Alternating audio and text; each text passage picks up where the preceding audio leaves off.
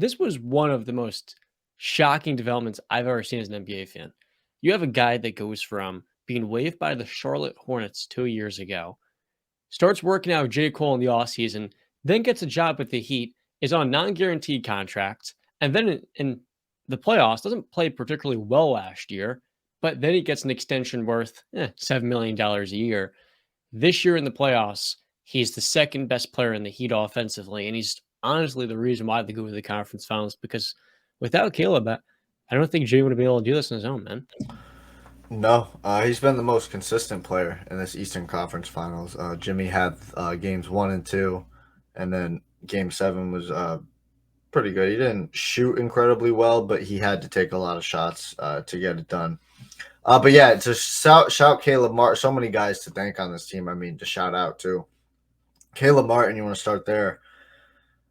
You spoke on it a little bit, but just look at the move. So everybody in the offseason, John, right, or coming into the season said that losing PJ Tucker was going to be a disaster for the Miami Heat. And lo and behold, blessing in disguise, one door closes, another one opens. Enter Caleb Martin. Like you said, where would we be without Caleb Martin in these playoffs? Probably not in the NBA Finals. So I mean, I'm ecstatic. This kid is has just gained so much respect and the admiration he is getting from the NBA community is well earned and deserved because he's balling.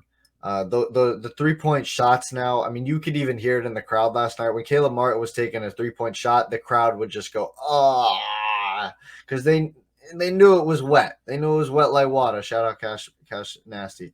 Wasn't just that. The baseline mid-range shots, he shot 72% in the conference finals in mid-range, and then 72% at the rim for the entire playoffs. You know, you want to talk about the Heat's fluky shooting. He shot 44% from downtown, while averaging 14 points on 71% 2-point shooting. Yeah, I mean, listen, the shots were falling from all over the court. I mean, his ability to finish at the rim too is so freaking good.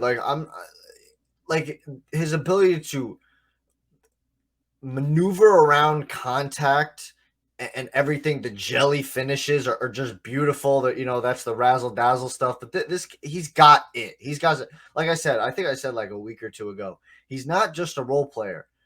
He's not an all-star. I don't think so. Maybe if he balls out in the NBA Finals, we might have to start having a conversation about that. But I tweeted this. I am so thankful that we have him for at least one more year. Because if he was a free agent this year, John, I don't think we afford him because he's probably getting 20 million plus a year from a team. But yeah, to go down the line, I mean, Jimmy, I basically called him out after Game 6. I don't think we didn't film a show between Game 6, right? We didn't film a show after Game 6. I don't think We so. did. This is We where did. you said, I have the clip. I can even pull it up. Oh, we did. Okay. I guess I just eliminated from that my mind because it was so depressing and everything. But yeah, I said Jimmy needs to come out more aggressive in the first quarter, and he did. He didn't score bunch of points, but he came out and the whole Miami Heat team showed a lot more aggression. I know the Tatum. We'll get into the Celtic side of it, I guess, in like a little bit. But I loved the energy from the Miami Heat team. A big thing about this series, I think the Celtics, the stat is they took 62 or 63 more threes than the Miami Heat in the entire Eastern Conference Finals. But we shot 40% from three. I don't know the Celtics amount. I would imagine it's probably low 30s, but They shot 30%. You guys shot 43%. 43%. Okay, so it's even better. Thank you. But that for me, that speaks to quality over quantity. I mean, you saw last night, the Celtics shot 42 threes and Miami kept it very low. I think it was 28 or something like that. Quality over quantity. That's a major thing. There's so many teams nowadays in the NBA that fall in love with the Just shoot up as many 3-pointers as you can. You can go to the D'Antoni system, jack up threes, because odds are they're going to start falling into something if you got a good 3-point shooter, and three is more than two, blah, blah, blah, et cetera, right? But Miami has taken that to, we'll shoot our threes. We'll take a good number of threes, right? But we're going to find the right three. We're going to use ball movement to get to the three.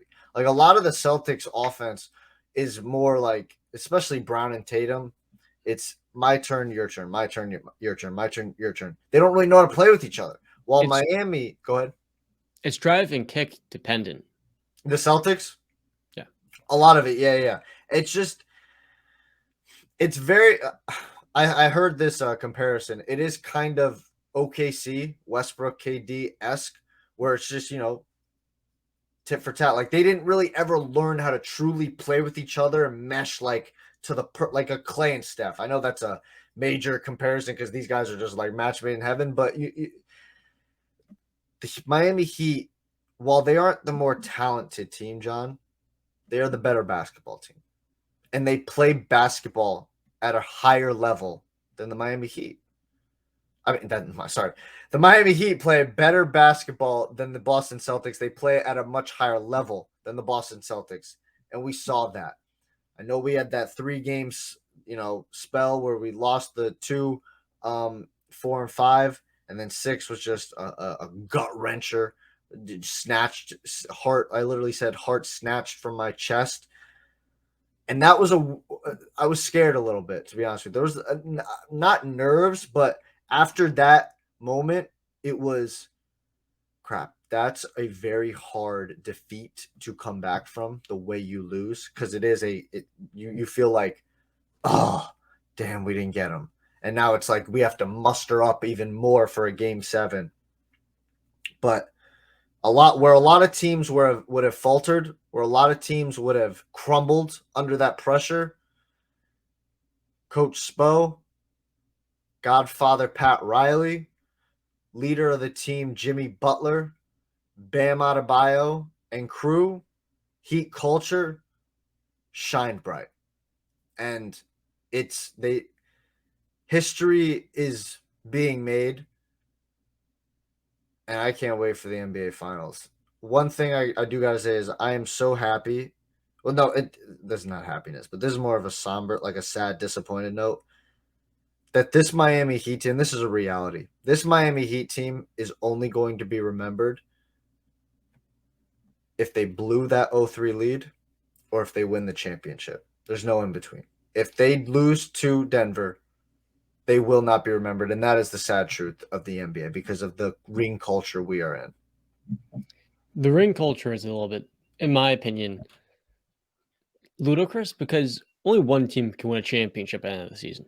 And this Miami Heat team, they often get compared to the 1999 Knicks that were the 8th seed in a 52-game season and made it to the finals. It ultimately then lost to the Spurs. There is a difference between this Miami Heat team, though, and that Knicks team. Oh. That Knicks team didn't have their season start up until February 5th. Thank you. Yeah, can you say it again for the people in the back? That Knicks team did not play their first game in the season up until the 5th of February. Yep. Lockout. Shortened season. And so their 27-23 record was a smaller sample size. This Miami Heat team, throughout the entire regular season, was one of the most confusing teams to evaluate because for a squad of guys, mostly renowned or at least quality 3-point shooters, didn't make any 3-point shots. Then in the last 2 months of the season, last month and a half, I should say, they start to make the shots, but they're putting more offensive-minded personnel on the floor, so their defense has taken a noticeable decline. They go into the play-in tournament, get blown out by the Atlanta Hawks, who are implementing a new system with a head coach they had just hired in February, then go into Chicago, or maybe Chicago is going to Miami, whatever it was, and it wasn't up until Max Strus delivered a 7 3-point performance that they just barely got into the playoffs. This Miami Heat team was mere minutes away from missing the playoffs altogether, one of the highest payrolls in the NBA. But in one single quarter, they shifted their entire season from missing the playoffs altogether to going to the NBA Finals. That is why they're better than that Knicks team in '99. It's a more impressive story, and it's honestly the most improbable playoff run we have ever seen.